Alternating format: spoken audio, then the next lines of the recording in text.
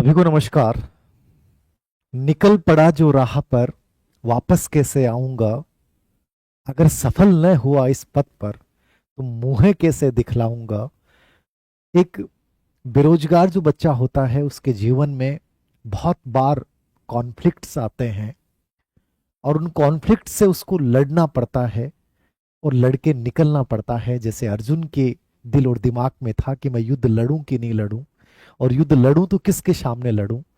ये अलग बात थी कि अर्जुन को इस कॉन्फ्लिक्ट से निकालने वाले भगवान श्री कृष्ण साथ में थे, और गीता की रचना इसलिए हुई। शिक्षक भर्ती की तैयारी करने वाले बच्चों के लिए आज दो इन्फॉर्मेशन है, दोनों के बारे में बहुत संक्षिप्त में बात करूंगा। ग्रेड सेकंड का विज्ञापन 2129 पदों के लिए। कोई वक्त हुआ करता था जब हम सोचते थे आज से 1-2 साल पहले कि 10,000, 20,000, 50,000 शिक्षक भर्ती के पद आते थे, लेकिन आप में से बहुत सारे लोग उन बड़ी भर्ती में भी सिलेक्ट नहीं हुए। और आज 2129 पदों की भर्ती आई है। मुझे लगता है सेकंड ग्रेड के हिसाब से बहुत कम पदों की भर्ती है। ऐसी ग्रेड फर्स्ट की भर्ती थी जो बहुत कम पदों पे थी। मुझे नहीं पता कि आप लोगों का मनोबल गिरा है, बढ़ा है, आप लोग अपनी तैयारी को किस लेवल पे लेके जाएंगे, लेकिन कुछ बातें आज मैं आपके साथ शेयर करूंगा। 2129 पदों का विज्ञापन है। एक प्रकार से बैकलॉग की सी भर्ती यहां दिखाई देती है जो पहले से वित्तीय स्वीकृति थी। पदों की संख्या बहुत बड़ी खाली है सेकंड ग्रेड में, क्योंकि ग्रेड फर्स्ट में अभी जस्ट सेकंड ग्रेड से प्रमोशन हुए हैं और लगभग 20,000 के आसपास पद खाली पड़े हैं। वहां पे केवल 2129 पदों की भर्ती निकालना समझ से परे है। अब इस भर्ती में नए पद इंक्लूड होते हैं या कोई नई भर्ती आती है, ये देखा जाएगा। ग्रेड फर्स्ट का बच्चों का बड़ा सवाल रहता है कि सर ग्रेड फर्स्ट में क्या पद यही रहेंगे कि बढ़ेंगे। ये कोई नहीं जानता, सिर्फ अनुमान लगाया जाता है। और आपके विश्वास को बनाए रखने के लिए हर टीचर, हर मेंटर एक बात बोल देता है कि पद संभवतः बढ़ जाएंगे। लेकिन मैं आज भी आपको ये कहता हूं कि जो आपके सामने है, आप केवल उसी पे विश्वास रखें। ये केवल आशा भरी बातें होती हैं कि पद बढ़ जाएंगे, नई एक बड़ी भर्ती आएगी। ये केवल आपको उम्मीदों का पंख दिया जाता है ताकि आप अपने जुनून के साथ लगे रहें। फिलहाल वास्तविकता यह है कि आपके सामने दो छोटी भर्तियां ग्रेड फर्स्ट और ग्रेड सेकंड की आ चुकी हैं। तीसरा आज रीट का नोटिफिकेशन आया है। विस्तृत विज्ञापन माध्यमिक शिक्षा बोर्ड द्वारा 1 या 2 दिन में जारी कर दिया जाएगा, जिसके बारे में क्या रूल्स रहेंगे, क्या वो 60% वाला रूल रहेगा या उसको कम किया जाएगा, क्या जिनकी पहले रीट हो गई थी बीएड फर्स्ट ईयर के दौरान, क्या उनकी वो वैलिड रहेगी कि नहीं रहेगी। ये सब बहुत सारी बातें हैं जो विस्तृत विज्ञापन आने के बाद क्लियर होगा। ग्रेड फर्स्ट के विज्ञापन को लेकर कुछ कॉमन चीजें। पहली बात तो मैं हर बच्चे से निवेदन करूंगा कि आपको शायद ये वीडियो देखने की जरूरत ना पड़े, मेरे जैसे बहुत सारे लोगों के वीडियो और हमें आना पड़ता है। आप सबसे पहले काम यही किया करो कि विज्ञापन जरूर पढ़ा करो। हर बच्चे को विज्ञापन का प्रिंट आउट निकाल के विज्ञापन वैसे ही जरूर पढ़ना चाहिए। यद्यपि मैं कोशिश करूंगा कि इसकी मुख्य बातें आपको सब बता दूं। ग्रेड फर्स्ट का विज्ञापन आया था, मैंने वीडियो बनाया था। मुझे बड़ी अफसोस की बात है कि बहुत सारे बच्चे जो 1-1, 2-2 साल से तैयारी कर रहे थे, उसकी एग्जाम डेट जाने के, फॉर्म डेट जाने के बाद मेरे पास मैसेज आया कि सर आरपीएससी में आपकी कोई जानकारी है क्या, क्या हम फॉर्म भर सकते हैं क्या। यदि आप सच में बेरोजगार हो ना, तो आपकी स्टेमिना इतनी गजब की होनी चाहिए कि जिस दिन विज्ञापन आया है आप अगले 2 दिन में फॉर्म भर दें, और केवल फॉर्म नहीं भरें, अपनी तैयारी शुरू कर दें। और ना ये किसी भी टीचर से, जैसे धीर सिंह धाबाई सर हो या कोई और हो, आप ये पूछें कि सर एग्जाम कब होगा। हमें क्यों पूछना पड़ता है कि एग्जाम कब होगा। विज्ञापन आ गया तो विज्ञापन आने के 6 महीने के भीतर कोई भी सरकार कभी भी भर्ती करवा सकती है। कोई गारंटी नहीं होती है कि आप सर की 1 साल बाद में होगी। 6 महीने के भीतर कभी भी उस भर्ती प्रक्रिया की एग्जाम हो सकती है। ये विज्ञापन में लिखा हुआ होता है, एक प्रकार से संकेत होता है। तो आप ये किसी से नहीं पूछेंगे सर इसकी एग्जाम डेट कब होगी। आप अपनी तैयारी को अंजाम दीजिए। आज बच्चों में इतना कंफ्यूजन है, और पहली बार हो रहा है राजस्थान के इतिहास में कि grade first, grade second, grade third, RAS, चतुर्थ श्रेणी कर्मचारी, वीडियो चालक, प्रहरी, पशुधन सहायक, 1000 वैकेंसी, पता नहीं अलग अलग टाइप की वैकेंसी, 8-10 विज्ञापन तो आ जाए। सब बच्चे अपनी अपनी रुचि के अनुसार किसी एक को चुन लें। आपको लगता है कि वैकेंसी की संख्या के अनुसार तैयारी करेंगे, तो मैं आपको कहूंगा कि 52,000 की भर्ती आई है चतुर्थ श्रेणी कर्मचारी की, उसका फॉर्म भरिए। बढ़िया सिलेबस डाल रखा है, मैथ, हिंदी, इंग्लिश, जीके धड़ाधड़ लगी। सबसे बड़ा कंपटीशन यदि राजस्थान का कोई होगा तो चतुर्थ श्रेणी कर्मचारी का होगा। जिनको लगता है कि भर्ती की संख्या से कंपटीशन आसान, आसान कुछ नहीं है। आज इतनी बड़ी बेरोजगारी है कि आप ये मानते हैं कि आसान है? आसान कुछ नहीं है। मैं नहीं मानता कि 50,000 की भर्ती में सिलेक्शन आसान है। मैं मानता हूं कि 2129 पदों की भर्ती में आसान इसलिए है क्योंकि यहां हर कोई बच्चा प्रिपरेशन करेगा ही नहीं। उसे लगेगा यार 200-250 पदों में मैं क्या करूंगा। तो मैं इन सब बातों से हटकर हर उस गंभीर अभ्यर्थी से जो केवल शिक्षक बनने का सपना देखता है, उसे बिना कोई बात की ओर ध्यान दिए, मैं ये भी नहीं कहूंगा कि आपको एक पद चाहिए, 2 पद चाहिए, ये सब बातें होती हैं मोटिवेट करने के लिए। लेकिन सच में ईमानदारी से यदि आप प्रिपरेशन करने वाले हो, एक अच्छे रूटीन के साथ जीने वाले हो, तो बहुत कम पदों में भी मैंने बच्चों को सिलेक्ट होते हुए देखा है। और मैंने 50-50, 80-80 हजार की भर्ती में बच्चों को फेल होते हुए देखा है। तो ये सब कुछ डिपेंड करता है कि तुम पढ़ते कैसे हो, चीजों को करते कितने अच्छे से हो, इन सब पे डिपेंड करेगा। तो ये भर्ती जो आई है, सेकंड ग्रेड का विज्ञापन आज आया है, आप पूरा पढ़िएगा। जो काम की बातें मैं बता देता हूं, पदों की जो संख्या है वो निश्चित रूप से पहले की भर्तियों की तुलना से अपन कंपेयर करेंगे तो कम है। अब इसमें पद बढ़ेंगे या नई भर्ती आएगी। बाकी सेकंड ग्रेड के पद बहुत ज्यादा खाली हैं, इसलिए केवल इस भर्ती से काम नहीं चल सकता। या तो इनको पद बढ़ाने हैं, या हो सकता है ये नई भर्ती कोशिश करेगी, शायद ये सरकार का एजेंडा होगा कि हर 6-7 महीने से हम एक छोटी मोटी भर्तियां निकालते रहें, एक साथ बड़ी भर्तियां ना दें। इसलिए संख्या को देखकर प्रिपरेशन करना छोड़ दीजिए। गवर्नमेंट जॉब यदि आपका सपना है तो आपको कम पदों में भी लड़ना पड़ेगा। हिंदी के 273 पद हैं, ठीक है। अनुसूचित क्षेत्र में 15, 288 टोटल है, ठीक है। 242 अंग्रेजी के हैं। गणित के 539। गणित सेकंड ग्रेड थोड़ा सा कंपटीशन अच्छा होता है, मैं तो ये कहूंगा गणित वाले बच्चों के लिए।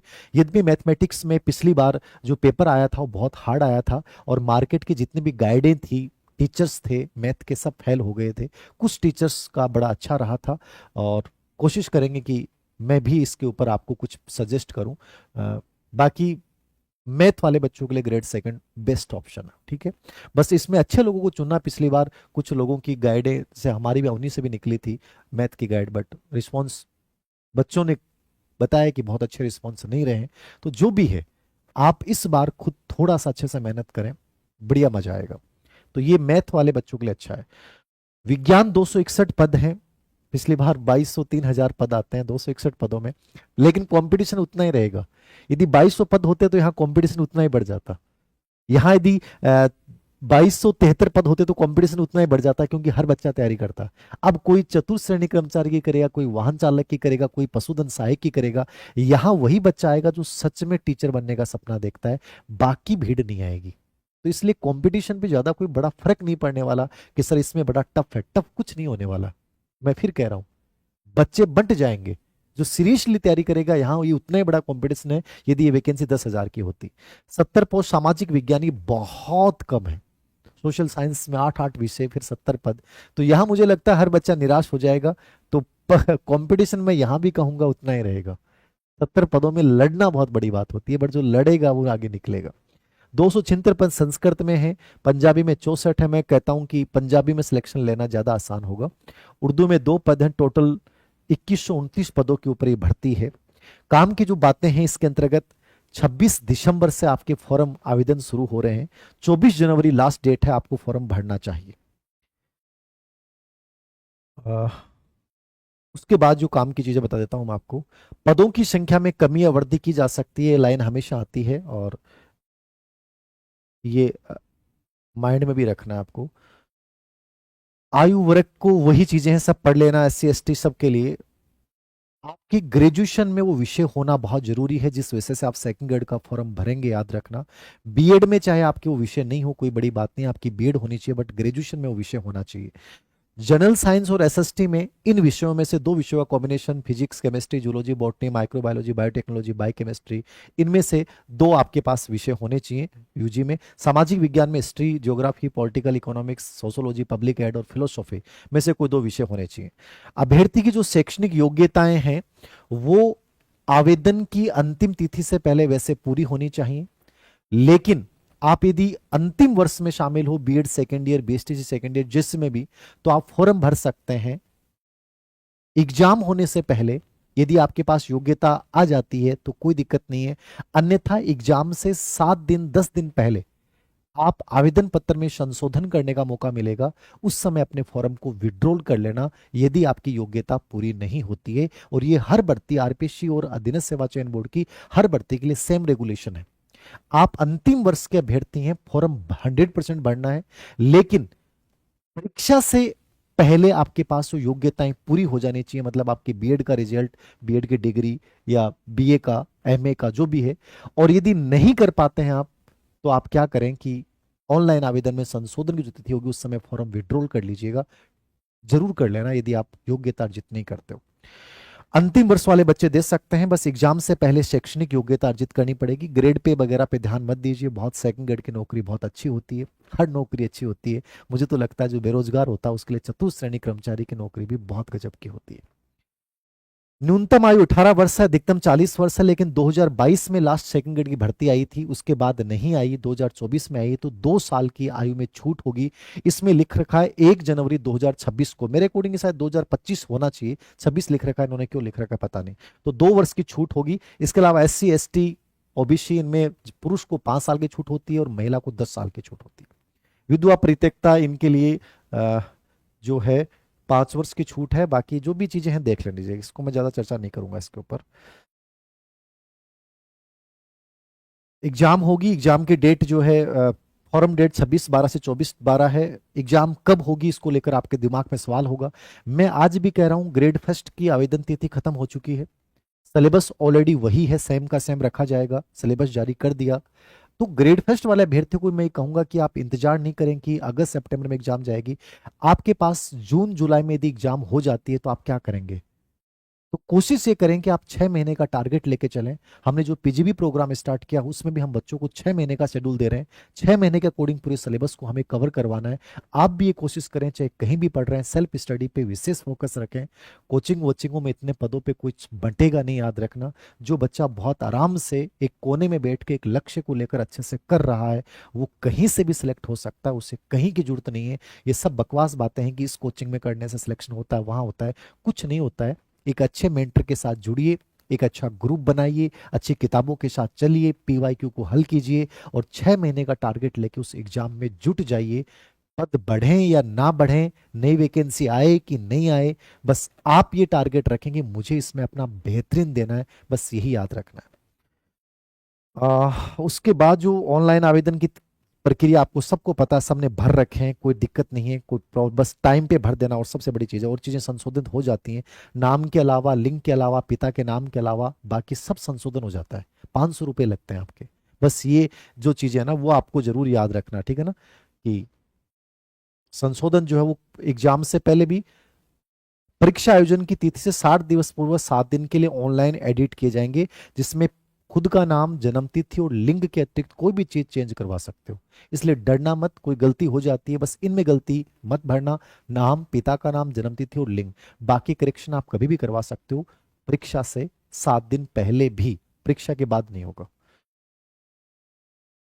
600 रुपये, 400 रुपये, 600 रुपये, ये सब आपको पता है। पेपर का जो सिलेबस है इसको देख लीजिएगा। पेपर वही है, ग्रेड सेकंड का जो फर्स्ट पेपर है, 100 क्वेश्चन आएंगे, जिसमें 20 क्वेश्चन साइकोलॉजी के होते हैं, 80% राजस्थान का भूगोल, राजस्थान की राज्य व्यवस्था, भारत और विश्व का भूगोल और अर्थव्यवस्था संबंधी प्रश्न आते हैं। ये राजस्थान का इतिहास, कला, संस्कृति, करंट अफेयर्स राजस्थान का और एजुकेशनल साइकोलॉजी। बहुत नॉर्मल पेपर है। 15 तारीख को हम संस्कृत शिक्षा विभाग के लिए हो रही भर्ती के लिए भी एक प्री एग्जाम आयोजित कर रहे हैं। आप उस पैटर्न को फॉलो कर लीजिएगा, as it is RPSC exam pattern पे वो एग्जाम होगा। तो जो बच्चे वैसे जिन्होंने सेकंड ग्रेड का प्रिपरेशन कर रहे हैं, वो हर बच्चे को पेपर देना चाहिए मेरे अकॉर्डिंग। 11 रुपये का रखा हमने उसमें, तो उसमें देख लेना, पूरा एग्जाम पैटर्न ये फॉलो किया जाएगा। नेगेटिव मार्किंग होगी। सबसे बड़ी चीज ये है कि सर, ये सवाल बड़े बच्चों का आता है कि 40% वाला रूल क्या है। तो 40% वाला जो रूल है, इसमें क्लियर लिख रखा है कि आपको फर्स्ट पेपर में भी 40% नंबर लेके आने हैं और सेकंड पेपर में भी 40%। दोनों में आपके 40% नंबर अलग अलग होने चाहिए। यदि फर्स्ट पेपर में नहीं और सेकंड पेपर में है तो आप क्वालिफाई नहीं होंगे, यानी दोनों में अलग अलग लाने पड़ेंगे। और सेम ग्रेड फर्स्ट का ये रूल है, तो 40% नंबर आपको लाने हैं और यही विषय में लिख रखा है, यानी विषय के अंतर्गत भी आपको यही होगा कि 40% नंबर आपको यहाँ लेके आने। बस इसका लेवल जो है, इसमें सब्जेक्ट में आपके 12वीं का लेवल और बीए का लेवल आएगा, ग्रेजुएशन का लेवल आएगा, और 20% आपके टीचिंग मेथड के आएंगे। ये सेकंड ग्रेड के हर सब्जेक्ट में पता है। तो ये पूरा pattern same as it is वही रखा है जो पहले था, तो ज्यादा कोई बड़ा चेंज इसके अंतर्गत नहीं है। ओके, और तो कुछ नहीं है इसमें। जो काम की बातें मैंने बता दी हैं। सिंपल सी बात याद रखिएगा, विधवा परित्यक्ता जो महिलाएं हैं, वो आवेदन की अंतिम तिथि से पहले उनके पास डिग्री होनी चाहिए। नहीं होती तो फिर कोर्ट की प्रोसेस के जरिए भले ही आप शामिल हो जाएं। एडिशनल का इसमें कहीं जिक्र नहीं किया गया है कि एडिशनल वाली बीए वैलिड होगी कि नहीं होगी, अब इसमें कहीं जिक्र नहीं है, तो मुझे भी इसका ज़्यादा पता नहीं है, कोर्ट में चलते रहते हैं प्रकरण। काम की बात जो मैं आपको बता रहा हूँ, आपके पास 2129 पदों के लिए विज्ञापन है। यदि आप ग्रेड सेकंड टीचर बनना चाहते हैं तो ईमानदारी से तैयारी कीजिए। पद बढ़ेंगे या नई वैकेंसी आएगी, जैसी भी आएगी वैकेंसी और आएगी यदि पद नहीं बढ़ते हैं, क्योंकि पद इतने ज़्यादा खाली हैं कि खाली नहीं रखे जा सकते। तो संख्या को देखते हुए तैयारी नहीं करें, अपने मन की इच्छा को देखते हुए, अपनी इंट्यूशन अंतरात्मा की आवाज़ को सुनते हुए, सही किताबों के साथ, सही रूटीन के साथ, पीवाईक्यू के साथ, और अच्छे से रिवीजन और अभ्यास करते हुए ग्रेड सेकंड बनने के इस ड्रीम को सच करने के लिए कल से नहीं, आज से जुट जाइए। जो सिर्फ सेकंड ग्रेड टीचर बनना चाहते हैं, जो ग्रेड फेस्ट की प्रिपरेशन कर रहे थे, मैं उनको ये कहूंगा केवल और केवल ग्रेड फेस्ट पे ध्यान देना है, इधर उधर मत हटना। यदि आप संख्या ही आपके सिलेक्शन का बेस बनता है, तो आपको मैं कहूंगा कि चतुर्थ श्रेणी कर्मचारी की 52,000 पदों की भर्ती में भाग लीजिए। आपको सबसे हार्ड कंपटीशन यदि मिलेगा तो वहां मिलेगा। इसलिए कभी भी इस चीज से तुलना मत कीजिए कि पदों की संख्या क्या है, कोई मायने नहीं रखती। आपका मन क्या कहता है कि आप क्या वास्तव में तैयार है, ये चीज इंपॉर्टेंट है। तो ये सेकंड ग्रेड से रिलेवेंट बात होगी। जो काम काम की चीजें मैंने आपको बता दी हैं। 40% वाला है योग्यता, अंतिम वर्ष में शामिल हो रहे हैं, फॉर्म भर सकते हैं। एग्जाम कब होगी, मैं तो ये हमेशा कहता हूं कि आज विज्ञापन आया है तो आप जुलाई का मान के चलिए कि जुलाई के बाद कभी भी एग्जाम हो सकती है, और मुझे उसके अकॉर्डिंग अपनी परफॉर्मेंस देनी है। यदि पदों की संख्या नहीं बढ़ती है, पदों की संख्या बढ़ती है तो एग्जाम ऑटोमेटिकली आगे चली जाती है। बाकी कोई चेंजेस इसमें है नहीं। नंबर 2 पे जो बात कर रहा हूं उसके बाद आपके सवाल लूंगा। रिट का विज्ञापन आज आया है, और रिट के विज्ञापन में क्या चीज है जो मैं आपको बता दूं। रिट का विज्ञापन शॉर्ट विज्ञापन इसका आया है। रिट पहले भी माध्यमिक शिक्षा बोर्ड द्वारा आयोजित की गई थी, इस बार भी माध्यमिक शिक्षा बोर्ड आयोजित कर रहा है। रिट को लेकर 2 महीने की स्ट्रेटेजी को लेकर मैं एक अलग से एक वीडियो बनाऊंगा कि आप सीडीपी के लिए क्या पढ़ें, शॉर्ट एंड स्वीट। हिंदी के लिए इस तरीके से तैयारी कर ले, इंग्लिश के लिए इस तरीके से पढ़ ले। आपका सब्जेक्ट एसएसटी है, जनरल साइंस, साइंस है, मैथ है, इन्वायरमेंट, पर्यावरण फर्स्ट लेवल के हो, मैं एक 20 मिनट का एक वीडियो बना दूंगा, आप उसको ईमानदारी से फॉलो कर लीजिएगा। आपकी रिट जो है मात्र 2 महीने में, जो चीज़ें मैं बोलूंगा उस रूटीन को फॉलो कीजिएगा, 100% रिट क्लियर कर लोगे, और 60% नहीं 80% से क्लियर कर लोगे। 2 बड़े सवाल हैं रीट के विज्ञापन को लेकर कि ये विस्तृत विज्ञापन बाद में आएगा। आवेदन भरने की दिनांक जो है वो 16 दिसंबर से स्टार्ट है, और 15 जनवरी तक आप फॉर्म भर सकते हैं। ठीक है, चालान का भी 16 से 15/1 तक। वेबसाइट परीक्षा दिनांक 27/2/2025 को इन्होंने डेट डाली है, 27/2/2025 को डाली है, गुरुवार को। आवेदकों की संख्या व परीक्षा केंद्रों की उपलब्धता को दृष्टिगत परीक्षा का आयोजन आगे की तिथियों में किया जा सकता है। संभावना ये दी है माध्यमिक शिक्षा बोर्ड ने, क्योंकि इनके फरवरी में प्रैक्टिकल भी चलेंगे, मार्च में इनकी बोर्ड एग्जाम है, तो उसको ध्यान में रखते हुए इन्होंने विज्ञापन तो जारी कर दिया है, क्योंकि सरकार का ये नोटिफिकेशन था कि 12 दिसंबर को इनकी जो वर्षगांठ हो रही है उससे पहले जितने पदों की प्रक्रिया जारी थी उन सब के विज्ञापन जारी किए जाएं। इसलिए आज आपने देखा होगा कि सभी पदों के विज्ञापन जारी किए जा रहे हैं। वाहन चालक, पशुधन सहायक, लाइब्रेरियन 3rd ग्रेड, ठीक है, जितने विज्ञापन है दुनिया भर के विज्ञापन आज आए हैं। ठीक है, वो इसलिए आए, तो ये भी उसी प्रक्रिया में जारी किया गया है। अब क्या एग्जाम 27 तारीख को होगी, तो मैं तो ये कहता हूं कि जब इन्होंने दी है तो आप तो 27 मान के चलिए, अपनी तैयारी 27 को लेके चलिए। इन फ्यूचर आगे होती है तो वो देखा जाएगा, वो मार्च में होगी, अप्रैल में होगी, बट फिलहाल 27 तारीख को ध्यान में रख के आपको प्रिपरेशन करनी चाहिए। परीक्षा शुल्क वगैरह ये सब आपको पता है, इसका विस्तृत विज्ञापन आएगा, उसमें जरा डिटेल्ड होंगे तो मैं उसको लेकर डिस्कशन कर लूंगा। 2 बड़े सवाल आप लोगों की इसके लेकर हैं कि सर मेरा रिट ऑलरेडी क्लियर है, क्या मुझे करना चाहिए? कोई जरूरी नहीं है। आप यदि ग्रेड सेकंड, ग्रेड फर्स्ट कर रहे हैं तो उसी को पकड़े रखिए।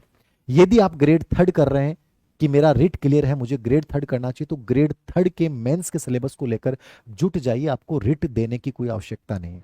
आपके मन में यूं ही आ जाए कि सर क्या फर्क पड़ता है, मैं रिट दे लेता हूं, कोई फर्क नहीं पड़ेगा। यदि रेट आपका पहले से दिया हुआ है तो वह वैलिड रहेगा, चाहे आप इस वाली रेट में फेल हो जाएं, कोई फर्क नहीं पड़ेगा, वो आजीवन वैध रहेगी आपकी। आप इसमें स्कोर सुधारने के लिए देते हो कि सर क्या पता आगे इन फ्यूचर रेट का कोई वेटेज बढ़ जाए, तो मैं स्कोर सुधारने के लिए रेट का फॉर्म भर देता हूं, भर सकते हो।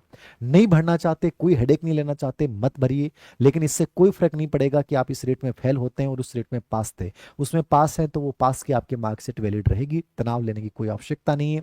रीट को लेकर एक शॉर्ट वीडियो मैं बना दूंगा कि इसकी बेहतरीन स्ट्रेटेजी क्या हो सकती है, टीचिंग मेथड्स को आप कैसे पढ़ सकते हैं। टीचिंग मेथड में मेरा एक प्रयास भी है, मैं 5 या 4 दिन का टाइम निकालूंगा दिसंबर की छुट्टियों में, लास्ट टाइम में, उस समय एक छोटा सा कोर्स में जारी करने का प्रयास करूंगा जिसमें टीचिंग मेथड के लगभग प्रश्न आपके सही हो जाए। बाकी यूट्यूब पे भी मैं साइकोलॉजी सीडीपी को लेकर राजस्थान बोर्ड की जो किताबें हैं एनसीईआरटी, वो करवा दूंगा, उसके जितने पीवाई क्यों जितने करवा दूंगा, जो बच्चे ये चाहते हैं कि सर आप यूट्यूब पे पढ़ाएं तो मैं करवा दूंगा। और कोई सवाल हो तो बताएं। रीट का विस्तृत विज्ञापन वहां से आ जाएगा, बाकी चीजें रीट की जो सेम चीजें हैं, सिलेबस रीट का सेम रहेगा, वही सेकंड ग्रेड का सिलेबस सेम पैटर्न। ये कोई परसेंटेज 60% रखते हैं कम करते हैं, विस्तृत विज्ञापन आने पे पता चलेगा। एग्जाम डेट इन्होंने दे दी है, तो फॉर्म जब शुरू हो जाए तो फॉर्म भी भरिए, और जिनकी रीट क्लियर नहीं है उनको रीट को इस शिद्दत के साथ देना चाहिए कि ये सब कुछ हमारे लिए यही है, क्योंकि रीट की प्रिपरेशन से आपकी ग्रेड थर्ड की भी प्रिपरेशन बहुत अच्छी हो जाएगी। तो जो नहीं है उनको अच्छे से दें, और जिनकी हो चुकी है वो मस्त रहें। और कोई सवाल हो तो आप मैं आपका ले सकता हूं। अवनी अब से सेकंड ग्रेड थर्ड ग्रेड के लाइव कोर्स, देखो जयपुर जो बैच चल रहा है उसके जो मैंने कोर्स जारी किए हैं उससे बेस्ट कोई कोर्स ही नहीं है साइकोलॉजी का। आप जयपुर वाले ऑफलाइन बैच के जो कोर्स जारी कर रखे हैं उनको ले लो। साइकोलॉजी समझ में नहीं है ऐसा हो नहीं सकेगा आपके साथ, तो उसको ले लीजिए। लाइव का मतलब लाइव का बैठता नहीं है, तो वो लाइव की तरह ही होगा। रिट मेंस कब तक हो सकता है? देखो दो बातें हैं, पहले रिट परी होगी, रिट परी होने के बाद मान लीजिए फरवरी में हो जाती है तो अप्रैल में रिजल्ट आता है, फरवरी में नहीं होती है मान लो मार्च अप्रैल में होती है तो उसके बाद इसका रिजल्ट आएगा। तो ये अभी ग्रेड थर्ड के पदों को लेकर अभी तो इनकी संस्कृत शिक्षा विभाग वाली जो भर्ती है अधीन सेवा चयन बोर्ड द्वारा, वो शायद आज या कल में आ जाएगा विज्ञापन उसका। बाकी जो आपकी बड़ी सामान्य विभाग की भर्ती होगी जो लगभग 8 से 10 हजार पदों पर आनी चाहिए मेरे अकॉर्डिंग, तो वो जो है वो अप्रैल इस रिट के बाद आएगी। तो उसमें कितना समय लगता है, इस वर्ष के अंत तक उसके एग्जाम, 2025 के अंत तक उसके एग्जाम हो पाएगी, तो उसी अकॉर्डिंग आप प्रिपरेशन कीजिए। पिछले साल जिनकी रेट होगी मस्त रही है।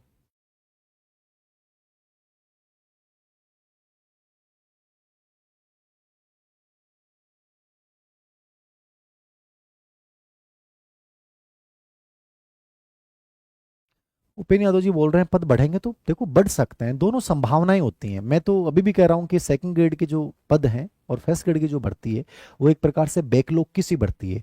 इनको अपन सही रेगुलर भर्तियां नहीं मान सकते ग्रेड सेकंड और ग्रेड फर्स्ट की। तो यदि ये पद भी नहीं बढ़ते हैं तो नए पद आएंगे ग्रेड फर्स्ट में भी और ग्रेड सेकंड में भी, और अच्छी वैकेंसी आएगी। तो मैं तो इसलिए आपको सीरियसली बोल रहा हूँ, यदि आप इतने पदों के लिए अपनी तैयारी में लड़ लेते हो ना, तो कोई दो राय नहीं कि जिस दिन बड़ी भर्ती आ जाएगी ना उस दिन तुम बहुत आगे हो जाओगे। और तुम आज इन पदों की संख्या देखकर पीछे हट जाते हो ना, तो तुम हमेशा पीछे ही हटोगे। नदी कभी रिवर्स नहीं आती, बहती जाती है। मैं आपसे भी कहता हूं नदी कभी रिवर्स नहीं होती, और इसलिए नदी सबसे आगे है, बहती रहती है, सुंदर है, स्वच्छ है। आप भी पीछे मुड़ के मत देखिए कि पीछे क्या हुआ था। आप जिस जगह पे हैं आगे चलते रहिए, इस धारा में बहते रहिए, अपनी तैयारी को अंजाम देते रहिए। एक दिन निश्चित रूप से परीक्षा परिणाम में तुम्हारे रोल नंबर होंगे और मेरे पास पेन लेने जरूर आओगे, आपका मैसेज आएगा, ये मैं कह सकता हूं। तो मैं ज्यादा कितना भी मोटिवेट करूं क्या नहीं करूं, उनसे भी ज्यादा इंपॉर्टेंट है आप अपने ऊपर विश्वास रखेंगे, सर हमें करना है और कर लेंगे, सबसे बड़ी चीज है। क्या फर्क पड़ता है सर, और किन किन से शिकायत करोगे आपकी सर पद कम है क्या होगा, ये सब बकवास बातें होती हैं। सबसे इंपॉर्टेंट चीज ये है कि यार जो है ना उस पे करे ना यार, जो है ना उस पे लड़े ना यार, देखा जाएगा जो होगा सो। अब इसके लिए आप शिकायतें करें यार क्यों हो गया, ये क्यों करते हैं, वो क्यों नहीं करते, तो इन चीजों का कोई सरोकार नहीं है। मैं तो आज भी कह रहा था, पहले भी कह रहा था और फ्यूचर भी कहूंगा, आशावाद के साथ जिंदगी में आगे बढ़ना आपको बहुत सुकून देता है। कोशिश करें, अपने सपनों को जीना सीखें और अपने सपनों के लिए लड़ना सीखें। जिस दिन सपनों के लिए लड़ना सीख लोगे ना, उस दिन कभी पीछे मुड़ के नहीं देखोगे, हमेशा आगे जाओगे, तय बात है।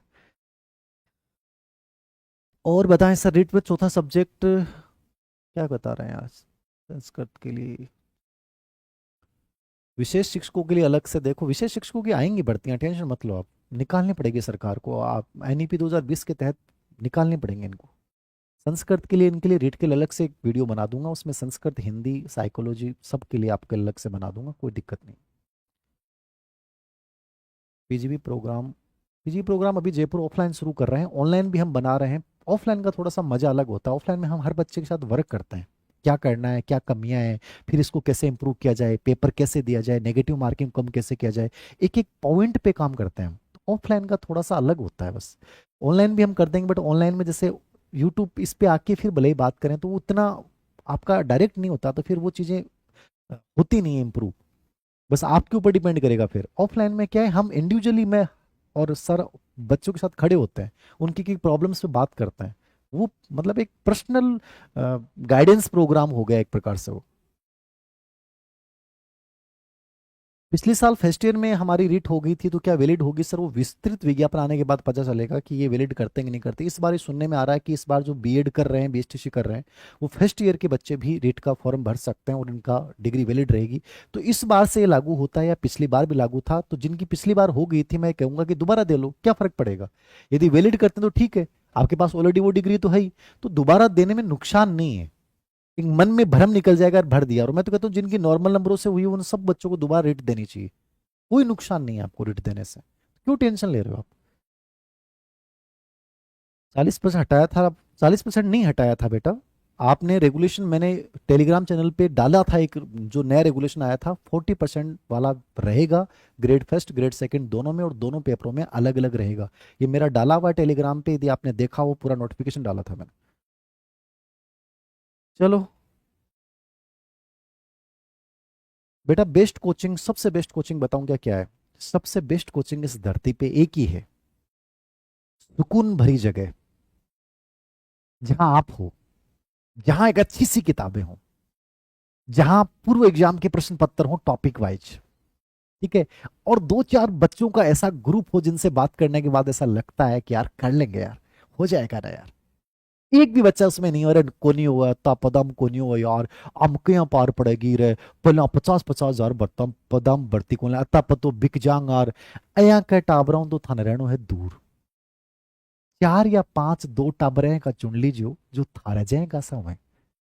और बढ़िया जगह थान लगे लाइब्रेरी, मैं तो लाइब्रेरियन आजकल बढ़िया जगह कौन मानूंगी, लाइब्रेरी का मैंने बगल में यही भटकता हंडे, बगल में लड़की आगे बैठ के, लड़का कर लड़की बैठ के, तो बात डिस्टर्ब वो बिन डिस्टर्ब ना, वो तो डिस्टर्ब कर दी बड़ा, क्यों के मन में आपो करांगे, चाय पीने चलांगे को, तो आ चीजा से दूर हट जाओ। जठे थाने सुकून है और जठे डिस्टरबेंस नहीं है, बात जगह चुन लो। इससे बढ़िया इस दुनिया की कोई कोचिंग नहीं है। और कोई कोचिंग वालों कह दे कि मेरे सिलेक्शन कोई का नहीं, को नहीं, सिलेक्शन है थारकन। डेली आत्म मूल्यांकन करो, डेली अभ्यास करो, रिवीजन करो, बढ़िया प्रैक्टिस करो, और अति गजब तरीके से करो कि अंदर से आवाज नहीं आवा लग जाए कि अब की बार बहुत बढ़िया कर रहे हो सर, मजो आ रहा है कि एक टॉपिक हो रहा है। इससे बढ़िया दुनिया में कोई कोचिंग को नहीं है। चाहे कति कोचिंग का विज्ञापन देख लीजिए, चाहे मैं खुद ऑफलाइन पढ़ाता हूँ, ऑनलाइन पढ़ाता हूँ, मेरा सब कुछ है, फिर भी मैं आपको ये बात बोल रहा हूँ कि खुद पे विश्वास रख के अच्छा ग्रुप बना के यदि आगे बढ़ते हो, जहां कोई डिस्ट्रक्शंस नहीं हो, मोबाइल को अधिकतम एयरप्लेन मोड पे रखते हुए तुम इस सपनों की जंग में लड़ते हो ना, तो 100% बहुत बेहतरीन परिणाम होते हैं। बाकी हर कोचिंग वाला और हर टीचर, हर यूट्यूबर अपनी बात करेगा कि ये ले लो, वो ले लो, सब ले लो। मैं ही कहूंगा, अपने आप को ले लेना अपने साथ, बाकी कोई आए या ना आए, और आगे बढ़ते जाना, पीछे की तरफ मत देखना, एक दिन जीत जाओगे। थैंक यू वेरी मच इस सेशन के लिए। बाकी कोई सवाल होंगे मैं देखूंगा, उसके बाद बातचीत कर लेंगे रीट और ग्रेड सेकंड को लेकर, अलग से विषयों की स्ट्रेटेजी को लेकर, और क्या बेहतरीन किया जा सकता है कम समय में, इसको लेकर भी। आज के लिए इतना ही, थैंक यू वेरी मच।